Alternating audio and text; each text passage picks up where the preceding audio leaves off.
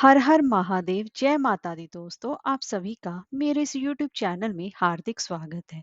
दोस्तों, चैत्र मास के शुक्ल पक्ष की तृतीय तिथि को गणगौर की पूजा और व्रत किया जाता है। इस दिन सुहागन महिलाएं अपने पति की लंबी आयु और सुखी जीवन के लिए व्रत करती हैं।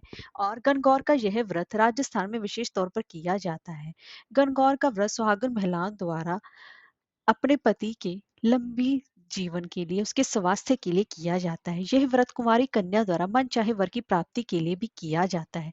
इस दिन विधिवत मां पार्वती और भगवान शिव की पूजा उपासना भी की जाती है। गणगौर का संबंध भगवान शिव और मां पार्वती से है। गण का अर्थ शिव और गौर का अर्थ गौरी है। इसलिए इस व्रत में भगवान शिव और मां पार्वती की संयुक्त रूप से पूजा उपासना की जाती है। और इस पूजा उपासना से महिलाओं को अखंड सौभाग्य व सुखी दाम्पत्य जीवन का भी आशीर्वाद मिलता है। इसीलिए इस व्रत की सबसे ज्यादा महत्ता मानी जाती है। यह फाल्गुन मास की पूर्णिमा तिथि से प्रारंभ होता है, जो कि 18 दिनों तक चलता है। और इन 18 दिनों में हर रोज भगवान शिव और माँ पार्वती की मूर्ति बनाई जाती है, पूजा व गीत गाए जाते हैं। और इसके बाद चैत्र नवरात्रि के तीसरे दिन महिलाएं 16 श्रृंगार करके व्रत और पूजा करती हैं। और शाम के समय गणगौर की कथा भी सुनी जाती है। तो दोस्तों, आज की इस वीडियो में हम बात करेंगे कि तृतीय तिथि कब से प्रारंभ हो रही है और इस दिन कौन से खास शुभ योग बनेंगे, और उसके बाद मैं आपको गणगौर की व्रत कथा का रसपान कराने जा रही हूँ। तो चलिए वीडियो शुरू करते हैं। दोस्तों, चैत्र मास के शुक्ल पक्ष की तृतीय तिथि दो जो कि 10 अप्रैल को शाम को 5:32 पर प्रारंभ होगी। और इस तिथि का समापन दोपहर 11 अप्रैल की दोपहर 3:03 पर होगा। तो उदय तिथि के हिसाब से इस साल गणगौर की पूजा गुरुवार 11 अप्रैल 2024 को की जाएगी। इस दिन गणगौर पूजा के दिन रवि योग, प्रीति योग और आयुष्मान योग भी बन रहा है, जो कि इसकी महत्ता को और भी बढ़ा रहे हैं। रवि योग प्रातः काल से शाम के 6 बजे से लेकर अगले दिन 12 अप्रैल को मध्य रात्रि 1:38 तक रहेगा। वहीं प्रीति योग सुबह 7:19 तक और उसके बाद से आयुष्मान योग लगेगा, जो कि 12 अप्रैल को प्रातः 4:30 तक रहेगा। और फिर उसके बाद सौभाग्य योग बनेगा। इस दिन भगवान शिव और माँ पार्वती की मूर्तियां बनाकर उनकी पूजा उपासना की जाती है। तो उसके साथ साथ व्रत कथा भी सुनी जाती है। तो अब हम व्रत कथा के बारे में सुनते हैं। पुरानी कथाओं के अनुसार एक बार भगवान शिव तथा मां पार्वती जी नारद जी के साथ भ्रमण को निकले। चलते चलते वह चैत्र शुक्ल तृतीय के दिन एक गांव में पहुंच गए।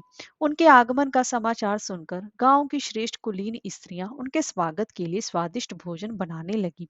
भोजन बनाते बनाते उन्हें काफी विलंब हो गया, किंतु साधारण कुल की स्त्रियां श्रेष्ठ कुल की स्त्रियों से पहले ही थालियों में हल्दी तथा अक्षत लेकर पूजन हेतु पहुंच गई।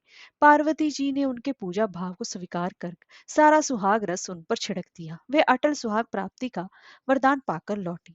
तत्पश्चात उच्च कुल की स्त्रियां अनेक प्रकार के पकवान लेकर गौरी जी और भगवान शंकर जी की पूजा करने पहुंची। उन्हें देखकर भगवान शंकर जी ने पार्वती जी से कहा, तुमने सारा सुहाग रस तो साधारण कुल की स्त्रियों को ही दे दिया, अब इन्हें क्या दोगी? तब पार्वती जी ने उत्तर दिया, हे प्राणनाथ, आप इनकी चिंता मत कीजिए। उन स्त्रियों को मैंने केवल ऊपरी पदार्थों से बना रस दिया है, परंतु मैं इन उच्च कुल की स्त्रियों को अपनी उंगली चीर कर अपने रक्त का सुहाग रस दूंगी। ये सुहाग रस जिसके भाग्य में पड़ेगा वह तन मन से मुझ जैसी सौभाग्यशाली हो जाएंगी। जब स्त्रियों ने पूजन समाप्त कर दिया, तब पार्वती जी ने अपनी उंगली चीर कर उन पर छिड़क दिया तथा जिस पर जैसा छींटा पड़ा उसने वैसा ही सुहाग पा लिया। तत्पश्चात भगवान शिव की आज्ञा से पार्वती जी ने नदी तट पर स्नान किया और बालू की शिव मूर्ति बनाकर पूजन करने लगी। पूजन के बाद बालू के पकवान बनाकर शिव जी को भोग लगाया। प्रदक्षिणा करके नदी तट की मिट्टी से माथे पर तिलक लगाकर 2 कण बालू का भोग लगाया। इतना सब करते करते पार्वती जी को काफी समय लग गया। काफी देर बाद जब वे लौट कर आई तो महादेव जी ने उनसे देर के आने का कारण पूछा। उत्तर में पार्वती जी ने झूठ ही कह दिया कि वहां मेरे भाई भावज आदि मायके वाले मिल गए थे, उन्हीं से बातें करने में देर हो गई। परंतु महादेव तो महादेव ही थे, वे कुछ और ही लीला रचना चाहते थे। अंत उन्होंने पूछा, पार्वती, तुमने नदी के तट पर पूजन करके किस चीज का भोग लगाया था और स्वयं कौन सा प्रसाद खाया था? स्वामी, पार्वती जी ने पुनः झूठ बोल दिया, मेरी भावज ने तो मुझे दूध भात खिलाया, उसे खाकर मैं सीधी यहाँ चली आ रही हूँ। ये सुनकर शिवजी भी दूध भात खाने के लालच में नदी तट की ओर चल दिए। पार्वती जी दुविधा में पड़ गई। तब उन्होंने मौन भाव से भगवान भोले शंकर का ही ध्यान किया और प्रार्थना की, हे भगवान, यदि मैं आपकी अन्य दासी हूँ तो आप भी इस समय मेरी लाज रखिए। ये प्रार्थना करती हुई पार्वती जी भगवान शिव के पीछे पीछे चलती रही। उन्हें दूर नदी के तट पर माया का महल दिखाई दिया। उस महल के भीतर पहुंचकर वे देखती हैं कि वहां शिवजी के साले तथा सलहज आदि सह परिवार उपस्थित हैं। उन्होंने गौरी तथा शंकर जी का भी भीना स्वागत किया। वे 2 दिनों तक वहां रहे। तीसरे दिन पार्वती जी ने शिव जी से चलने के लिए कहा, पर शिव जी तैयार नहीं हुए। वे अभी और रुकना चाहते थे। तब पार्वती जी रूठ कर अकेले ही चल दी। ऐसी हालत में भगवान शिव जी को पार्वती जी के साथ चलना ही पड़ा। नारद जी भी साथ साथ चल दिए। चलते चलते वे बहुत दूर निकल आए। उस समय भगवान सूर्य अपने धाम यानी कि पश्चिम को पधार रहे थे। अचानक भगवान शंकर पार्वती जी से बोले, मैं तुम्हारे मायके में अपनी माला भूल आया हूँ। ठीक है, मैं ले आती हूँ, पार्वती जी ने कहा और वे जाने को तत्पर हो गई।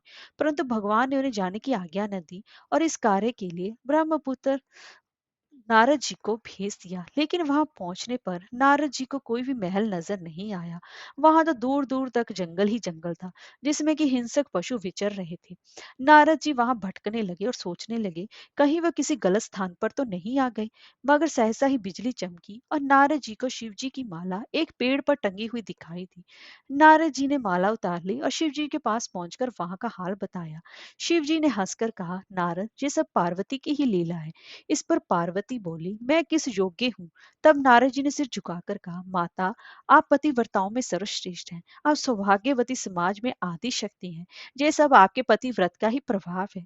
संसार की स्त्रियां आपके नाम स्मरण मात्र से अटल सौभाग्य प्राप्त कर सकती हैं और समस्त सिद्धियों को बना तथा मिटा सकती हैं। तब आपके लिए ये कौन सी बड़ी बात है?